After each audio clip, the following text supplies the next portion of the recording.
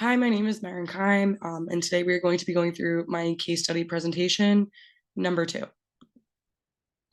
So first we have an overview of the client, and today the name that we are going to be using for the client is Matthew. We're using this name in order to stay within the guidelines of HIPAA and to ensure the client's privacy. The client is 7 years old. His clinical diagnosis is autism spectrum disorder, and the behavior of concern that we are going to be covering today is screaming. So before choosing the proper interventions, we needed to gain a deeper understanding of the functions of Matthew's behavior. So in order to do that, we implemented a functional behavior assessment. Now, within that behavior assessment, we did an interview with the client's mother, as well as collected ABC data. And through that, we were able to find the functions of Matthew's behavior as well as the proper intervention to implement. Through the FBA, we were able to decipher that the function of Matthew's behavior was access to attention. So in this specific instance, we found that it would be optimal to implement DRA combined with the use of operant extinction. So within this intervention, Matthew was provided with a picture exchange communication board. And within that board, he had an icon or a picture of let's play. So in the event that Matthew was able to properly utilize the board and manned for attention or playtime using the correct pictures, he would be provided with immediate attention and would be able to play with either the behavior technician and or a peer for 10 minutes in terms of duration.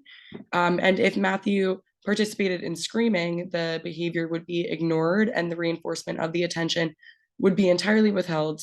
So throughout that time, him using the picture board was immediately given that reinforcement, given that playtime, that attention, whereas the screams were entirely ignored, looked away from. So the function of behavior was extremely important. It's obviously important in any instance of choosing the proper intervention. So the function of this behavior, as we've previously stated, was access to attention. Now, in this specific case, it was socially mediated. So the attention that Matthew received was from his peers, from his siblings at home, from his parents. So in the event that he screamed, he would immediately be given that attention. Now, that attention served as an immediate reinforcement. Every time that he screamed, he was able to receive that social reinforcement. He was able to receive that attention. So that's why this specific intervention was chosen. So in this instance, Matthew had to use the picture exchange board to receive that said outcome. So he was able to receive the same outcome, the same function of his behavior was met, but he was able to use an appropriate replacement behavior. So the reinforcement was shown in the form of attention. So Matthew was able to receive that from either peers, the BT. This was generalized into home as well. And so this was in the event that he was properly able to utilize the PEC board.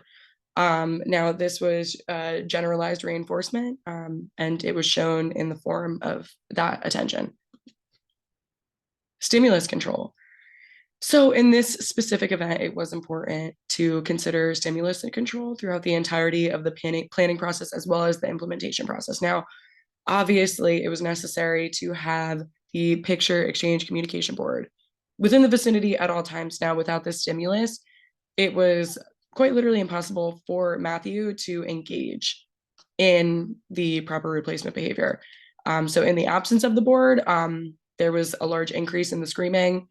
Now, this was obviously because he didn't have that proper outlet that he had been directed towards in order to receive that attention using that replacement behavior.